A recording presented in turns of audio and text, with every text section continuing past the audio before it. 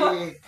Sana. Si uko na right kuletea mfanyikazi. Ai nakwambia mtu wangu sifanyi kazi na udini kunenepa tu na vyombo na ushewa na kuliwa kupikia. Pia nimekuletea udako. Si unajua nikikuja nina maneno. Ya last time. Songa hapa. Brenda. Wacha. Acha nisongee karibu. Asitusikie. Brenda. Unajua tangu tunganganie Brenda hapa niongeleshe. Akuongeleshi. Amenikasirikia. Anakukasirikia na huyo bwanake mfupi. Anakasirika kwa Brenda ilikuwa yake ama ni yangu? Nashangaa. Anakasirika kwa nini kama njugu na huyo bwanake hata akupatie buri. Afadhali utumwangie maji baridi. Huyo ni mtu gani huyo aliona? Jana nikienda kwa duka nao wanaingia na bwana yake. Venye anajifanyanga wanashikana. Size design nyingine.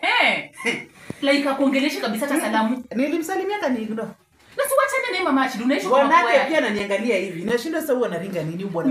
Unajua ukiishi kama poa mtu akikufanya nini unatoka ndani. Unashanga utaenda hivyo. Si walipendana hivyo. Kishaje? Mimi hata in fact juu kwa hiyo story wewe ni rafiki yangu na kuongeleshi pia mimi naenda kumkata. Achana na yeye.